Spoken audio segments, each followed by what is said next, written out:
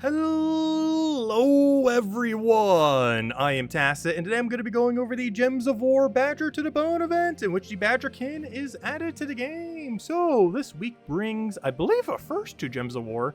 This is the first ever week where we got not one, but two 30-star kingdoms. This includes Pan's Vale, which of course with the two new troops ended up reaching 30-star, but also Whitehelm, that through the campaign that we currently have going on, also, if you have the extended pass, ended up reaching 30-star as well. So that is two 30-star kingdoms now, both of which are yellow as well, so you kind of have the decision on which one to go for. Though I already know I'm going to be going for Whitehelm. Even though the team bonus is a little bit better from Pan's Vale, the tribute is way absurdly better from Whitehelm, so I am going to be personally going down the Whitehelm maxing route. Probably do that next week though, not bother this week. But yeah, two 30-star kingdoms, pretty cool. Aside from that, other biggest things that we have going on this week is maybe a patch tomorrow, probably not. This is like one of the few weeks where it's kind of empty, so there is a chance that they might end up doing a patch, so it's likely going to be between the two campaigns, is very likely, which would be about a month from now. But this is like the other most likely time that it would be. But aside from that, this Friday, we got ourselves a Vault event weekend. So with that, of course, we'll be able to go farm Explore, anywhere else you want to go, and fight a bunch of gnomes. And you'll get a ton of vault keys, a bunch of other various loots, and just a really good time to be farming the game in general. Anyways, let's start getting into all the things related to this week. So, we got ourselves the Badgerkin, comes with a bunch of brown red arcanes if you want to go stock up on them. As far as the troop is concerned, it is a pretty average mana accumulator, but might find its way into a bunch of teams this week due to Pan's Vale and Wildfolk restriction. Not only for Invasion are we going to have to use a pure Wildfolk team, but for something like Underspire, of course, we're going to have to use a pure Pan's Vale team this week. So he might find his way as your mana accumulator, especially if you're missing some of the other available mana accumulators. So he's very niche. For the most part, he's just not going to get used too much because if you compare him to something like Angry Mob, he ends up destroying 3 columns, whereas something like Angry Mob for only 1 higher mana cost can destroy an entire board and have resummon and have damage. So compared to alternatives, not really that good. And of course, there's things like Thrall and other similar things where for half his mana, we'll end up doing double the amount of mana accumulation as this thing, even more than double. Almost triple the amount of mana accumulation. So, very niche. He does have Blood Frenzy into, or Bloodlust into Armored, so he does get a little bit of chip damage there with Skulls, but overall, you're basically using him as a last resort mana accumulator this week if you need him for a specific game mode where you're restricted out of all your better ones. Compared to something like Ragnagord, which you would be using under like a Wildfolk restriction, he could potentially be okay. Like him plus Beatrix, I think I even use it for one of the teams, is going to be a little bit better, or you know, it's going to be an okay option if you don't, if you lack some of the better mana accumulators, essentially. So that's basically going to be his role, just a filler troop, and it allows you to get to 30-star Pan's Vale, if nothing else. Anyways, with that being said, speaking of things, Pan's Vale, it is a Pan's Vale event week, so of course all the event keys are associated to it. As far as troops that are not in drop table in the event key drop table this week, this includes 6 of them. This includes the 5 troops that are from the Warrens, as well as the 1 troop from the current Invasion event, the little doe that ended up coming in, which we'll be going over in a moment once we get to our mode. Is it worth using event keys this week? I would say yes. There's one main thing you want to get your hands on if you have a small amount of event keys, and that is King Salinas. He has a 50% mana start to all Wildfolk. This will be really relevant for both the Invasion event and for Underspire this week. So if you don't currently have this, you probably are going to want to have this onto your team, as it'll just make things a lot easier for both of the 2 game modes and probably save you at least a solid hour if you're going to be going through both of them in its entirety. Aside from that, if you have a lot of keys, like I'm talking thousands of event keys to be dumping, there are 4 mythics from this place. However, 2 of them are really good. Wild King and Wild Queen. Particularly Wild King, I would say, in the current state of the game.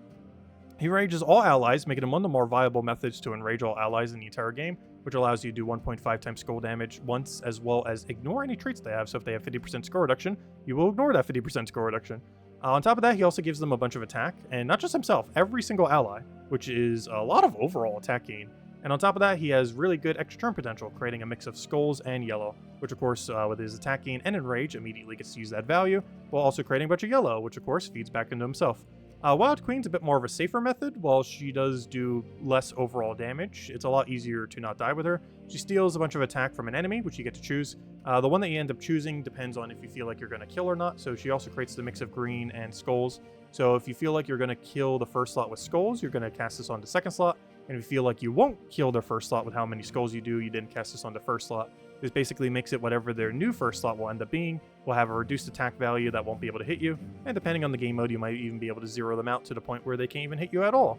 So it ends up working out really well for not dying, whereas Wild King works out really well for just absolutely plowing down a team with skulls, and is still to this day among one of the better options other than like Zolgoth quick kill builds.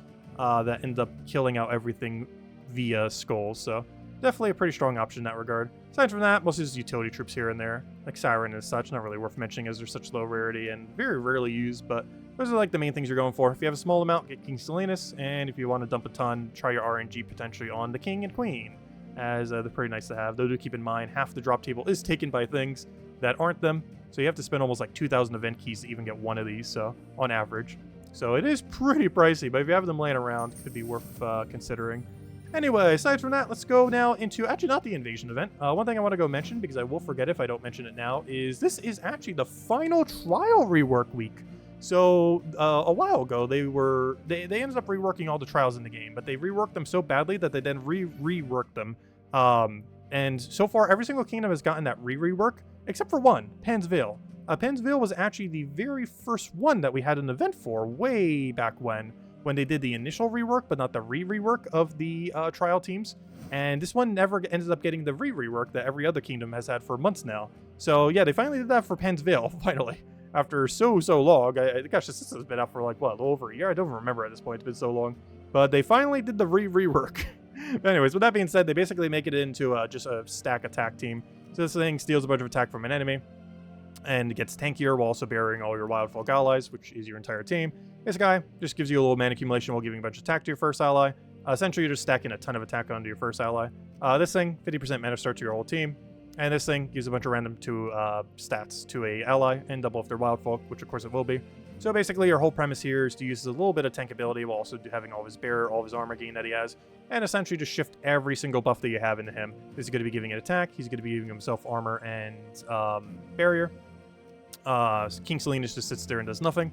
And this will be giving it random skill. So basically, you're going to make one single unkillable troop, and then go win with that one single unkillable troop.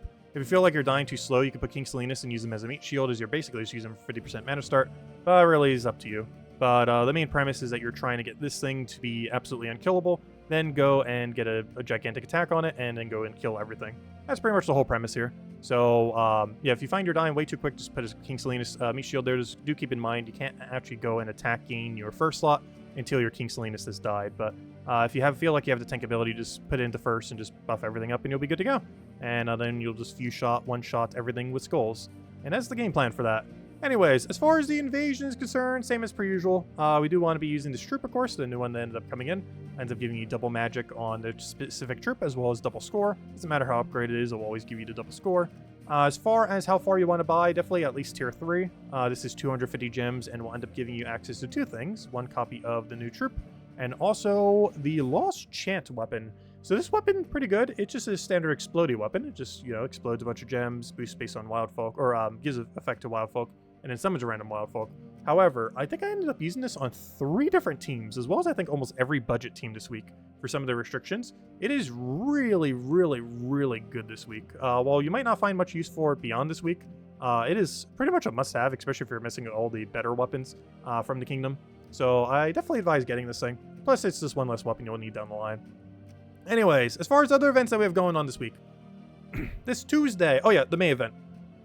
So the May event has concluded, of course. We had that for the last 2 weeks.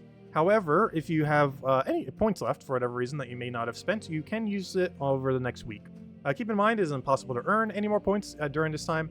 However, if you haven't spent any, you still can. So if you forgot to spend them for whatever reason, you can. You just can't earn any more if you happen to have not gotten enough points yet.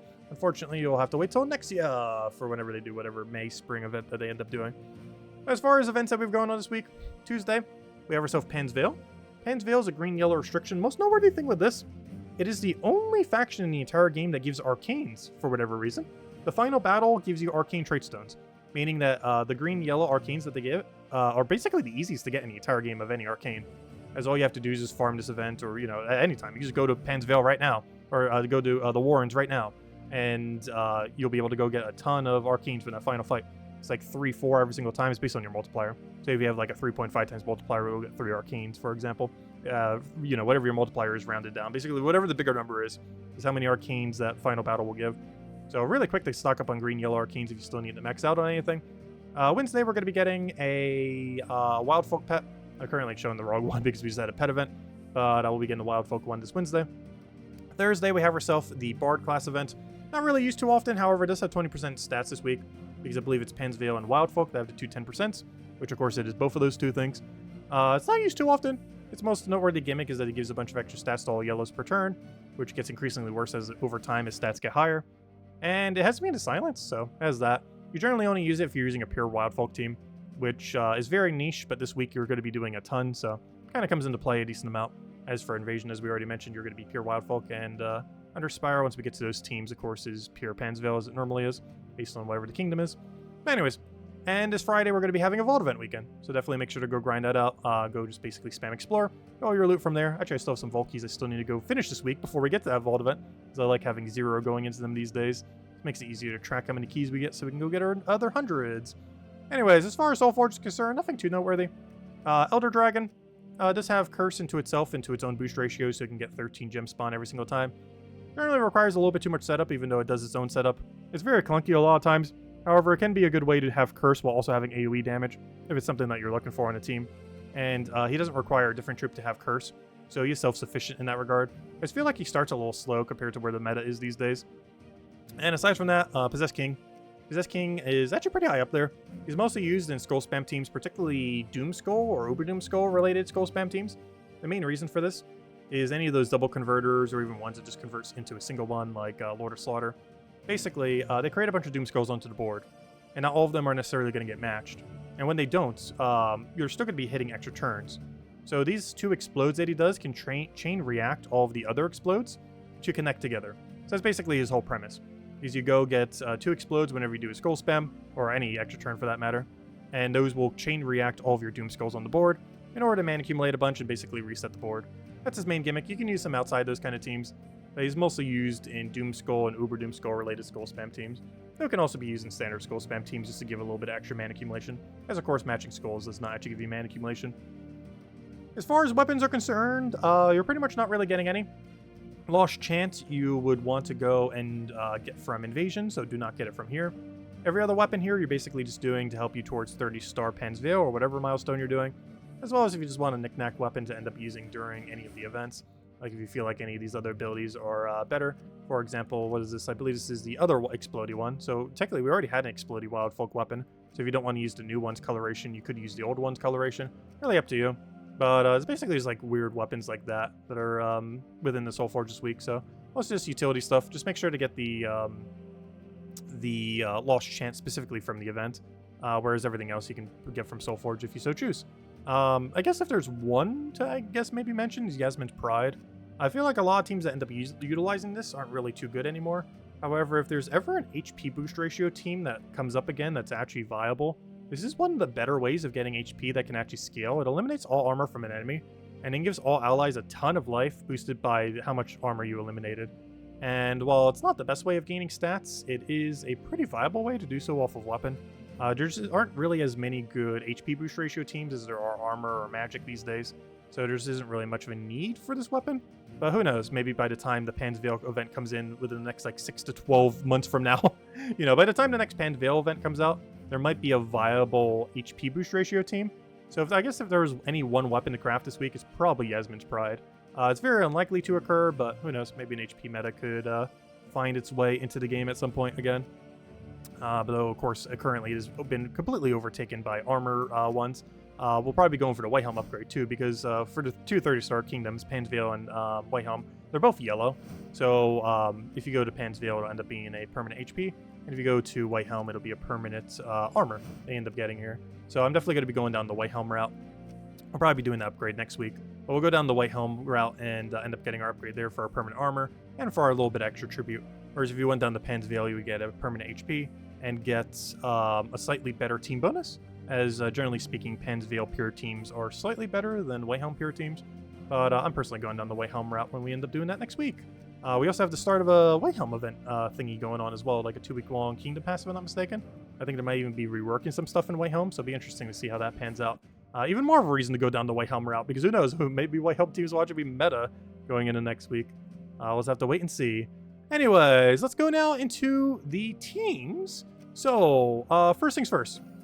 Let's start all the way from the top and go into the first Invasion team here. So, of course, with this troop, it is creating... Oh, did I ever go over its ability? I actually recorded this video twice, so I keep forgetting which things I have and have not mentioned. Because I actually somehow recorded this entire video and then left out, like, a third that should have been in there. So it's like, oh, let's do it again. But yeah, I don't think I actually mentioned that she creates 1 to 3 wild cards. This is going to be very volatile. This is probably one of the more volatile invasion troops we've had in a very, very long time. 1 to 3 wild cards is a really small amount. We've already seen what even like 4 wild cards look like on sub troops and stuff like that. Where that one dragon I think had like 5 or something, and it's surprisingly inconsistent. The amount of times you're just giving the enemy an extra turn, because even if you do get like a bunch of wild cards connected, like let's say they connect for a 3, but then like, you know, there's some other wild cards just sitting there because you didn't get an extra turn that's about to give the enemy a 4 or 5 times. You just give the enemy more value than you even got from your own wild card. So with even less than that, only creating like a 1 or 2 on a given instance, or 3 if you get lucky, it can very easily backfire. So when she doesn't, you're going to get a lot of mana, and that's going to be nice. You might even get all of your mana back instantly. However, I feel like she's going to backfire way more than she's actually going to help with this. So one of the more volatile things we've seen in a while. While I don't do it for any of these teams, doubling up on her could actually be viable, mostly due to her backfiring so much that you might actually need to double up on her. But because of that, I actually went down a little bit more of a skull route than a spell route. So you can actually do either. And on most weeks, I would say you generally go more spell-oriented. But this time around, I figured we go skull-oriented. If you have Wild King, it's definitely something worth considering, as he does have Enrage. And even though they have immune to basically everything, one thing that Enrage does still do is it does bypass those traits. So even though they have immune to almost everything in the entire game, you can still hit back. Like, for example, there's a brown-blue tower that has 75% skull reduction. And with it, normally you wouldn't be able to stun it or curse it or curse stun or anything like that. You can't do that to a tower. However, Enrage does still hit past it. So you can go get a Rage Poke and just absolutely obliterate it, because you have 1.5 times multiplier on top of your up to 5 times multiplier that you have on your skull. And that does stack multiplicitly, so that's 7.5 times more damage.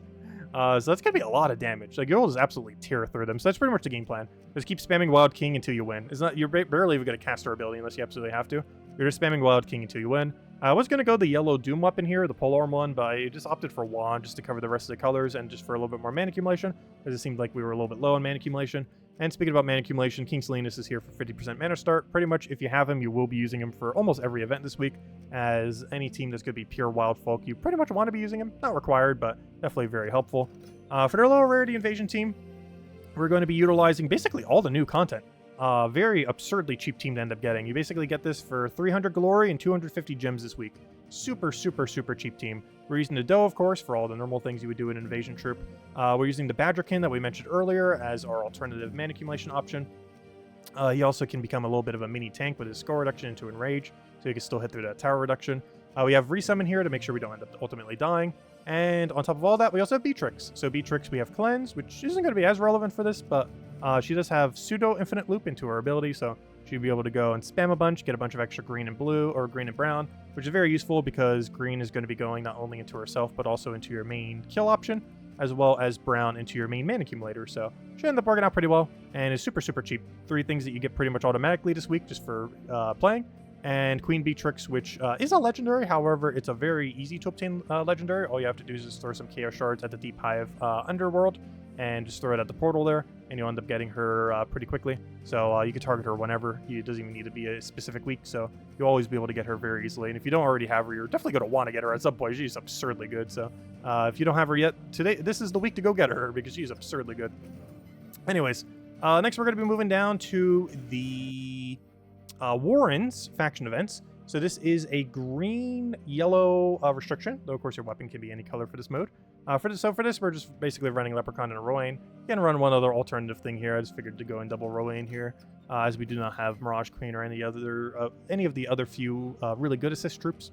Next, we have ourselves a Wild King team. I figured I showed this at least once, so I think I actually did end up showing this twice, because I think I might have done it somewhat similar.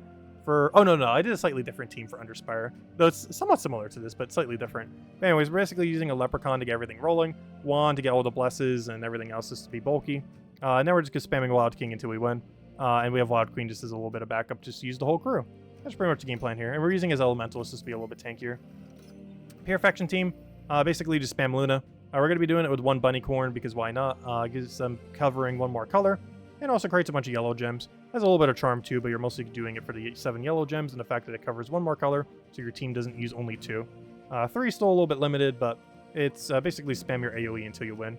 A little bit of a clunky pure faction, but it's one of those AoE spam factions. There just really isn't much of a better way to go about it, unfortunately. Next, we have ourselves the Thursday class event for the Bard class. This means we're going to have to use Wild Folk specifically from Pansville. With that being said, we can spam Vanessa. Basically, our whole premise just has an extra purple mana, while also giving us some power. So she'll be able to go and poke them based on whatever their attack value is, while also giving a bunch of HP.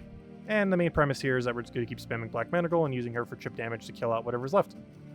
Next, we have ourselves the Underspire. With Underspire, we're going to be having a Pansvale restriction. So we have to use weapons and troops from Pansvale. With his first one, we use a 50% mana start to get a whole Wild King team going. We're doing double Wild King, though, of course, as we mentioned earlier, you can do Wild King plus Wild Queen.